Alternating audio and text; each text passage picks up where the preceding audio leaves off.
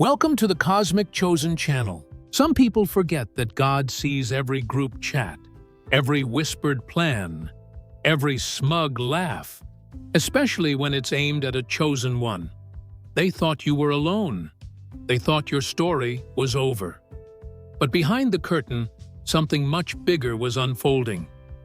Your bloodline didn't just carry history, it carried power, sacred knowledge, a divine artifact. And the ones who feared your awakening the most?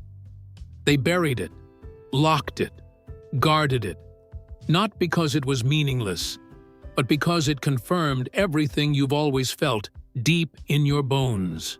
Yes, chosen one. The Illuminati didn't steal gold. They stole your legacy. Now here's the twist. The very individuals who moved against you, the ones who spread lies, cursed your name, tried to erase your destiny, are silently falling apart. Not in headlines, but in hospital rooms. Not in drama, but in divine consequence. Their bodies are breaking down under the weight of a spiritual debt they can't repay. You can't violate a soul that's marked by heaven and walk away whole. Science backs it. Suppressed guilt, spiritual conflict, and unresolved hatred manifest into very real, deadly illnesses. What they tried to bury is burying them. And the irony? They know it. They feel it. But they won't speak it. Because if anyone asked why they're suddenly declining, they'd have to admit the truth. They stole something sacred. And the cost is now collecting. So pour your tea. Watch the signs. The vault may be locked, but heaven keeps the key. And justice doesn't always knock. Sometimes it storms the gates. Let's begin. First of all, the energy they launched at you is causing their body to collapse. They believed they could assault you and escape unpunished. They were unaware, however, that spiritual rules are impartial. When someone deliberately attacks a divinely selected soul, whether by manipulation, treachery, witchcraft, or gossip, they are not only interfering with a human being, they are interfering with a holy mission. Violations like that don't just vanish into thin air. It has a destination. It accumulates. It builds up, and it reappears after a while. The energy they directed at you, the fear they wanted you to experience, the bewilderment they attempted to evoke in your thoughts, and the emotional breakdown they hoped would ruin you, all persisted. It went back the other way, and the effects of that sinister trade are now beginning to manifest in their own bodies. They have no apparent cause to be exhausted. They are experiencing pain that physicians are unable to identify. They wake up in cold sweats, their complexion changes, their weight fluctuates, and their systems gradually shut down as they continue to smile in public. They're keeping it together on the outside. However, behind closed doors, the very energy they summoned for you is causing their body to collapse. They turned into the grave they excavated for you. They don't want anyone to know about that. Their cells were changing as they were reveling in your destruction. Their neurological system was collapsing as they laughed at your weeping. And what exacerbates it? They can pinpoint the precise moment it began. They are aware of when they have gone too far. They are aware that it was no accident. They will never acknowledge it, though, for to acknowledge it would be to acknowledge that you were never the bad guy in the first place. It would entail acknowledging that they uninvitedly touched something sacred. They are now attempting to treat it like any other ailment, using natural cures, physicians, vitamins, and prayers. However, nothing is effective, because this illness is in their soul rather than their blood.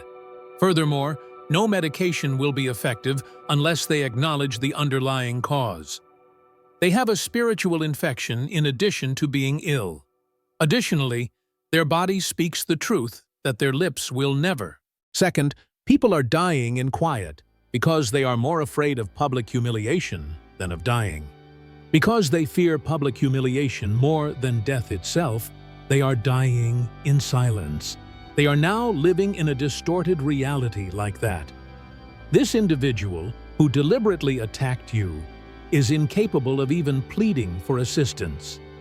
They've been acting like they're untouchable for so long, not because no one would listen. They made a lot of false statements about you.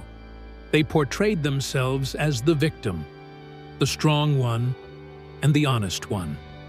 How, therefore, could they justify their disintegration?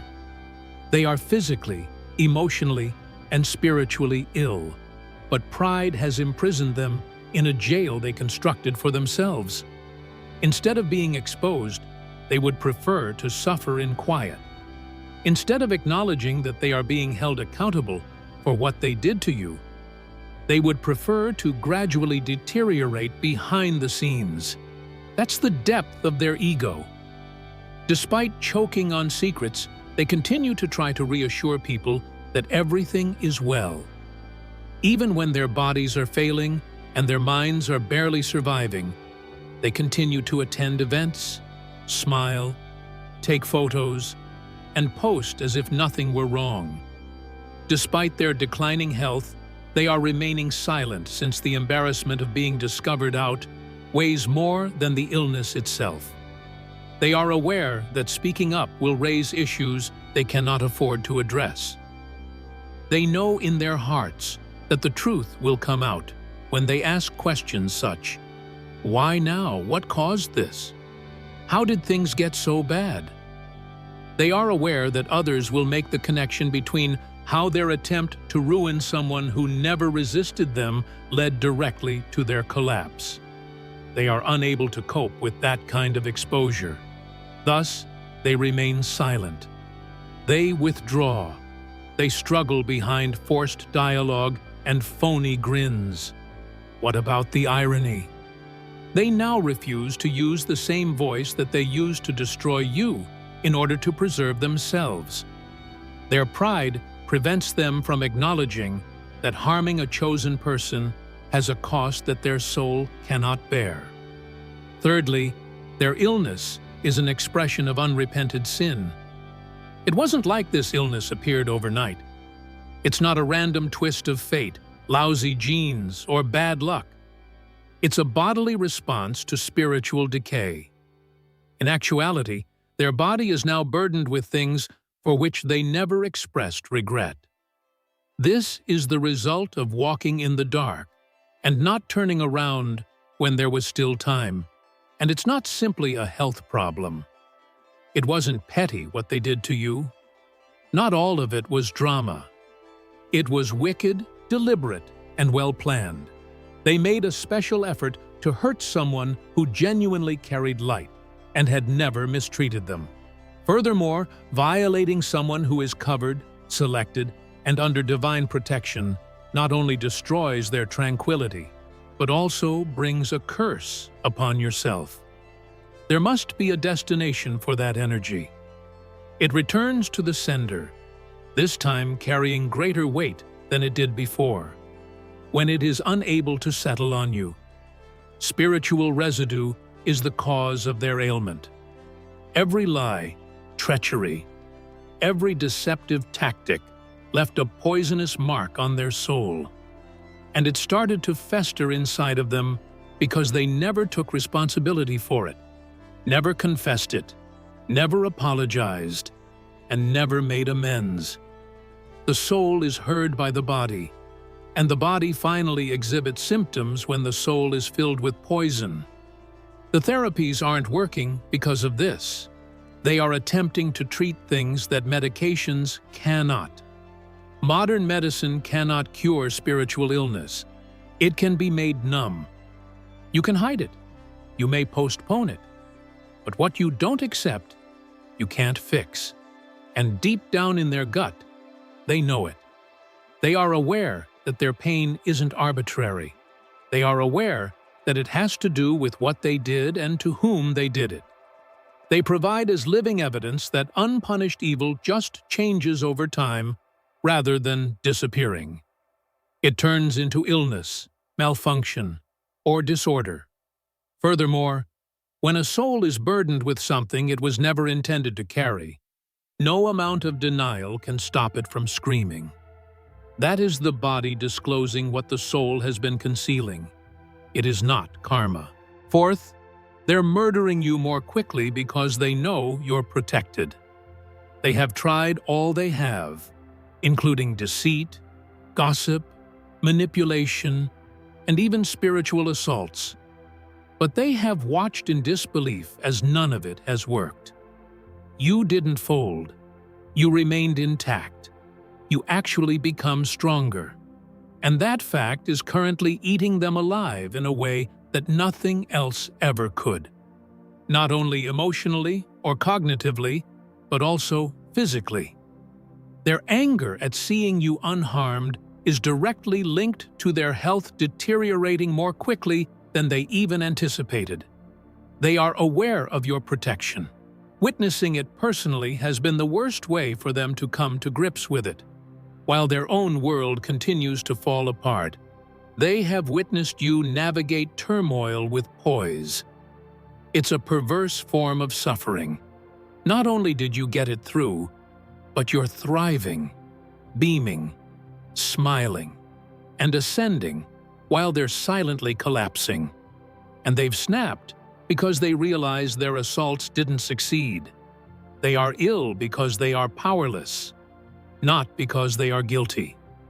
It's the very painful knowledge that you are powerless over them. They attempted to play God in your life, but now they are witnessing the real God repeatedly, openly, and continuously appear for you. They're going crazy about that. Their immune system is collapsing under the weight of envy, rage, and perplexity, and it's accelerating the stress in their bodies and developing diseases that were previously dormant.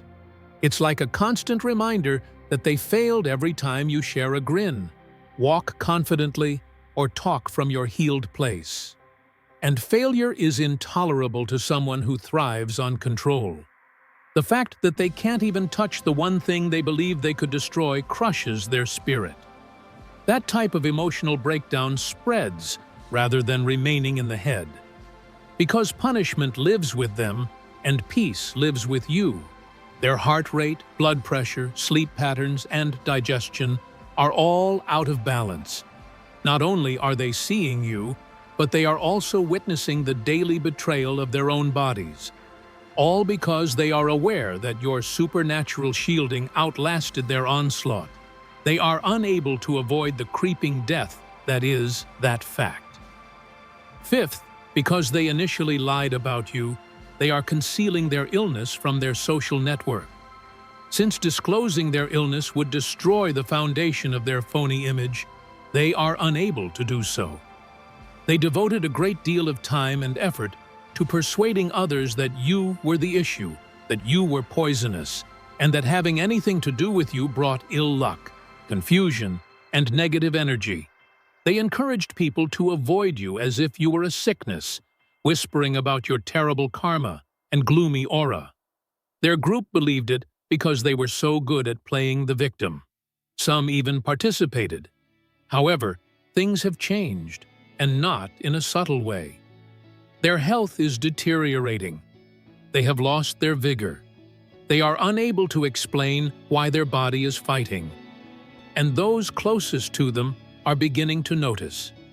The stillness, the doctor appointments, the weight loss, the pale skin, and the missed calls. However, they won't discuss it, because someone will inquire as to why if they acknowledge what is happening, and they are unable to respond to it without disclosing the entire performance. How can you explain that while you're coming apart, the person you swore was cursed is suddenly radiant, healthy, and at peace? How can you acknowledge that you are the one being engulfed by darkness, and that the person you have deemed dangerous is, in fact, under heavenly protection? You can't, not without acknowledging your deception, not before admitting that you attempted to ruin someone who had never touched you. They suffer in silence as a result. In the group discussions, they pretend to be healthy. Their doctor's appointments are confidential. They act like it's a cold or tension. However, they realize in their hearts that the story they fabricated is costing them money. They can't reach out because of their pride. Since speaking the truth would require them to relinquish the fictitious authority they acquired by disparaging you, their ego prevents them from confessing. They're not prepared for it either. So, ensnared by the same falsehoods that made them famous in the first place, they suffer alone. They are now being choked by the mask they donned to tarnish your reputation. Nobody in their immediate vicinity is even aware that they are having trouble breathing. Sixth, they are being assaulted by their immune system in the same manner that they attacked you. What they did to you was a spiritual attack as much as an emotional betrayal. And now that energy has returned, not in the way they had anticipated, but in the most intimate, unavoidable way imaginable, by turning against them in their own immune system. This is poetic justice in the language of biology, not merely disease. When they pursued you, they violated spiritual law. They launched attacks that went beyond typical human strife, acting out of jealousy, hatred, and deliberate injury. You were not an ordinary individual. They sought to ruin your life while knowing that it held profound significance. Internally, their body is now reproducing that same betrayal. Their immune system, which was intended to defend them, has begun to malfunction, attacking their joints, skin, and organs because it believes that healthy cells pose a threat. Their body is now fighting against itself, just as they did when they saw your light as a danger and went to battle against it. One of the most emblematic types of illness is autoimmune disease. It is an internal uprising, not an external one. And that's precisely what's taking place within them. The internal conflict is a reflection of the spiritual conflict they attempted to initiate with you. They attempted to cast suspicion on you. They attempted to dismantle you piece by piece. The same thing is happening to them now, slowly, painfully, and silently. Doctors are unable to explain how it began. Treatments only offer short-term respite. Since this is spiritual deterioration manifesting in bodily form rather than merely medical, nothing is actually halting it. Their body is divided, just as they caused division in your life. They are the ones being annihilated from the inside out, because they sown the seeds of devastation. It's not arbitrary. It's not unjust. It reflects. The havoc they attempted to instill in your life is perfectly reflected in their illness. And the scariest aspect? Repentance is the sole remedy for that type of curse. But they can't, because of their pride. As a result, their body keeps doing what their soul started. Seventh, their spirit, not just their body, is guilty, which is why they have night terrors. Not only are they not getting enough sleep, but the consequences of their actions are also causing them anguish. This goes beyond occasional poor nights or restlessness.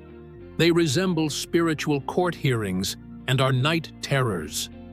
They are pulled into dream states every time they close their eyes, which seem more real than the actual world. They hear voices they vowed to suppress and see faces they sought to forget. Additionally, your face keeps appearing because their spirit knows it violated something precious, not only because they are guilty. This is profound conviction. It is not sleeplessness. The spirit is being called to answer for misdeeds it hasn't repented of, while the body seeks to relax. They wake up breathless because of this. Because of this, individuals are unable to sleep for longer than a few hours before being struck by a wave of terror. They are being confronted, not assaulted while they sleep. There is a distinction. Attacks originate from outside. This is an internal assessment that emerges from the depths of their personal decisions. All of their falsehoods about you resurface in those nightmares. Every act of sabotage is replayed from your point of view, not theirs. In the dream world, their ego is unable to stop them from feeling the anguish they inflicted. There is just the unadulterated truth, without any mask, filter, or performance. They attempt to pray now, but the words seem helpless and icy. They attempt spiritual cleansings, light candles, and burn sage, but nothing solves the true problem: unrepented wrongdoing. Every night, their soul is put on trial, and the verdict comes from inside rather than from an outside power attempting to damage them. They are being forced to relive what they fled by their own soul. The scariest aspect is that they fear truth more than demons, since the nightmares aren't arbitrary, rather, they are a result of justice. Their sleep has changed from being a place of relaxation to a trial, and they consistently appear guilty. The eighth is that they attempted to exchange your fate for short-term power, but ended up with a curse that lasts a lifetime. They were more than merely envious of you. Not in a nice, innocuous way, but they wanted to be you. They desired your vocation without your personality, your reputation without your background, and your fame without your wounds. They thus took a desperate and sinister action. They attempted to take a spiritual detour. In the unseen, they made a transaction that cost them much more than they realized. They engaged in a spiritual exchange rather than only betraying one another. They tried to take your voice, slandered your name, and hindered your possibilities in an attempt to replace you in some way. By using backdoor agreements, casting curses over your life, and joining groups that offered elevation in return for your fall, they attempted to control your fate. They were unaware, however, that true destiny is not something that can be taken. Rather, it is a part of your spirit, and not only your circumstances. That spiritual trade has harsh, fine print. They didn't simply fail to take what was rightfully yours.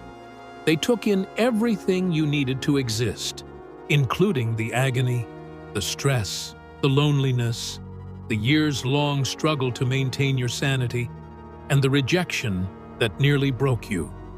To them, it was all like spiritual residue. Instead of walking in your crown as they had hoped, they are drowning in your cross. Nothing was achieved by them. They don't celebrate their name. Their power isn't increasing. The instant they called for your downfall, the power they believed they would acquire vanished from their grasp. They are now trapped with a curse they cannot lift, a life they no longer recognize, and a soul that is being judged. They carry a disease that lingers rather than merely hurts. It grows. It follows them around at all times, because what they touched was heavenly property, not just a human. They attempted to switch places with you in the spiritual world, not merely to undermine you. They're wearing a life that was never meant for them, a cursed existence that they can't take off because they sealed the deal with pride and deceit. But fate doesn't play dress-up. The ninth is that since it's not on a chart, their doctors are unable to determine what's going on. They have undergone testing, scanning, prodding, and referrals. They had received the same perplexed expression from one doctor after another. The cause is unclear, but the blood work is a disaster. The discomfort, exhaustion, edema, and sleeplessness are actual symptoms. However, nothing adds up. They thus give it a nebulous term, such as chronic fatigue syndrome, idiopathic inflammation, or autoimmune disease. To put it another way, they know why, yet they say, We see something's wrong, but we don't know why. Their body is disintegrating due to a spiritual condition rather than a conventional illness. This is metaphysical, not merely physical. Their actions were a clear transgression of spiritual law, not only treachery. They tampered with precious things like your safety, your tranquility, and your purpose. And that comes with a cost. Under a microscope, what they triggered is invisible. Since it originates inside rather than outside, it is not visible on an X-ray or scan. The energy they released is reflected in every symptom they experience. When they attempted to destroy you, their hands trembled. When they hear your name, their heart races. Truth resides where falsehoods are buried, which makes their chest tighten. There is spiritual fire blazing in a body that held deceit, and the inflammation is not random. Because their neural system is being pushed to bear a weight that it was never designed to support, the weight of deception, jealousy, and sabotage, it is overloaded. Doctors tend to the body, but no medication will calm the wailing spirit. With less optimism and more questions, they depart from each meeting. They know deep down that they are being judged, not only ill. Their system is currently short-circuiting because they went too far with someone who was divine, covered, or selected. They are unable to say it out. Telling a doctor that your body is responding to a spiritual pact you shouldn't have made is a difficult task. Thus, misdiagnosed and misunderstood, they suffer in silence. However, the actual diagnosis is not absent. It is simply not recorded on paper. In consequence, it is written. Number 10. Their relatives have suspicions, but they are too embarrassed to seek assistance. It's becoming apparent to those closest to them that something is wrong. They have less light. They have a more pronounced stance. They seem to be pulling some unseen burden as they travel. They avoid eye contact more and laugh less. Their voice even seems far away, as if it were coming through a fog. Although their friends and family are unaware of the whole situation, they have a gut feeling that something is seriously wrong. But whenever someone brings it up, they either lash out, change the topic, or deflect. Help is not what they want. It's not that they're too strong, but rather that they're too embarrassed. Seeking assistance would include acknowledging that they are not who they claim to be. It would entail admitting that the narrative they used to describe you, that you were dangerous, dramatic, unstable, or cursed, was entirely untrue. Making you appear to be the issue is how they established their reputation. They portrayed themselves as the one who had to cut you off for their own good, the sufferer and the mediator. And those in their immediate vicinity purchased it. Now, however, it is them who are collapsing. And without disclosing everything, they are unable to explain why. They have a spiritual infection in addition to being ill. Additionally, they are aware that the dam will burst if they speak honestly. Every falsehood, slander, and perverted story they employed to enhance their reputation will be exposed. They can't do that because of their pride. Thus, they decide to keep quiet. They withdraw. Plans are canceled. Their family senses the gap, but is unable to identify it. And they remove themselves from even those who love them because they are afraid of the one question they are unable to honestly answer: what's really going on? Although their pals are aware of the shift, they are unsure of its origin. Additionally, many feel as though they are dying alone when sitting in crowded surroundings. They would lose the illusion they have worked so hard to preserve if they spoke the reality, not because they had no one to turn to. Thus, they endure their suffering in silence, praying that no one applies too much pressure and that their body endures long enough to prevent the mask from coming off. But the stillness is beginning to scream, and the mask is breaking. Number 11. As soon as you left office, their health deteriorated. They didn't realize that you were the one who was relying on them, not the other way around. But not in the sense that individuals rely on others for support or affection. Like a parasite, they were consuming your suffering. They gained control because of your uncertainty. They were energized by your anguish. They stayed high because of your stuckness. They purposefully caused turmoil in your life, not at random. They were skilled at playing on your emotions, depleting your soul, and making you doubt your value. Because they felt high as long as you were low.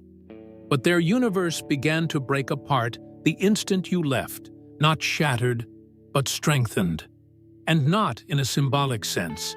Your struggle served as their fuel, and as a result, their body, mind, and vitality all started to wither. They profited off your cycles of pain, despair, and desire for approval. They just remained near enough to drain your strength while keeping you weak. They were never stronger than you. They weren't simply astonished when you finally had enough and retreated. They were also deprived of their sole source of strength. You were a lifeline to them, not simply a victim. Your fragility was actually a divine power attempting to heal through love. But they mistaken it for weakness. However, their goal was dominance, not healing. Additionally, they lost the power they were unaware they were stealing when they were unable to enter your life. That explains why their health drastically changed, why they began to age more quickly, why they lost their energy, and even why their confidence started to decline. Your departure was spiritual surgery, not merely a border. You took off the cable that they were clinging to. Additionally, their body began to reflect their true nature. Weakness without the appearance of control, without your energy to feed off. To exist, they required your battle. They were left with their own emptiness when you rose to your mission, and it is slowly but surely killing them. Number 12. They disregarded a warning from the spirit realm. Their soul was being called out even before their body displayed any symptoms. They received warnings not once, not twice, but repeatedly, in jarring nightmares, strangely timed conversations, and indicators so obvious they couldn't be attributed to chance. To halt, to turn around, to leave you alone, they heard whispering in their souls. They didn't listen, though, not because they didn't comprehend the message, but rather because they didn't think the repercussions would truly affect them. They believed that they could not be touched. They believed they would be protected by their charm, prestige, secrecy, or rituals, but they were deafened by pride. They were blinded by jealousy. They were also careless due of their entitlement. As a result, they persisted in their deception, manipulation, and attempts to undermine what they had no authority over. Every warning was an opportunity to avoid the consequences, and each time they opted for disguised destruction. They even experienced sweaty nightmares in which they were being watched, judged, or pursued. The faces of those they had mistreated, particularly you, kept appearing. However, they dismissed it as a terrible night rather than getting up and looking for the truth. Some even received direct signals from spiritual people in their lives, such as a youngster saying something disturbing, a friend giving them a prophetic nudge, or a random stranger in a store. But they choose to disregard it. They rolled their eyes, chuckled, and dismissed it. They are now in a situation where nothing and nobody can halt the events that are taking place, not because mercy doesn't exist, but rather because they have repeatedly violated it. The last warning was you. The tipping point was what they did to you. And the disease they now carry? It's the result of revolt, not some strange disease. Arrogantly, they sowed seedlings in dark dirt and gave them water. The harvest has now arrived. This is a divine, direct, and long overdue consequence, rather than karma. They were informed. Ego caused them to overlook what heaven made obvious. They're now paying for something they promised they wouldn't be held accountable for. Number 13. They are yearning for a healing season after making fun of yours. When you mentioned healing, they used to roll their eyes. They called you theatrical because you sobbed silently. They labeled you antisocial because you withdrew to preserve your serenity. They made fun of all the things you were going through, including processing trauma, learning limits, and grieving losses. Your healing season was a sign of weakness to them. It was embarrassing that you cried. You were silent for a while. You should have been mocked for your self-work. They chuckled behind your back, and occasionally in front of you at the notion that you were improving or discovering who you were. Because they believed that pain could only be legitimate if it was their own. The catch is that they were internally deteriorating while you were recovering. They remained shut up and decaying while you were opening up to rebuild. They thought you were defeated because you were broken. They were unaware that you were undergoing divine operation. Glory was being made possible by the breaking. And now the roles are cruelly inverted. It's them who are unraveling now. However, their unraveling is chaotic, rather than sacrosanct. They are in a desperate search for solutions, solace, or anything that may end the suffering. Therapy, Reiki, herbalism, spiritual cleanses, occult rituals, fasting, affirmations, and everything else they previously derided are all being grasped at as a miracle cure in their panic. However, nothing is effective. It's not that healing doesn't exist. Rather, it's that they're not approaching it with honesty. Without repentance, they seek comfort. Without the breakdown, they seek a breakthrough. And that's not how healing operates. They're discovering too late that healing is a form of combat, not weakness. And since they never anticipated using it, they weren't designed for that type of conflict. They believed they would never fall. However, they are now observing the decline of their own image, questioning how the person they made fun of for being overly sentimental can be the one who is moving with calm, strength, and direction. They chose the quick route to ruin, whereas you chose the lengthy path to recovery. For those who never made fun of the process, your light is evidence that restoration is genuine, while they are now scuttling through the wreckage of their decisions. Number 14. They are attempting to spiritually transfer their illness on another person. They are now becoming frantic to flee, as well as to get respite. They're also doing what they've always done, which is to find someone else to place the blame on and bear the burden, rather than confronting their own actions. This time, however, it's spiritual transference, rather than merely gossip or emotional manipulation. In the background, they are secretly performing energy work, rituals, and psychological games in the hopes that this illness will be transferred from them to someone more susceptible.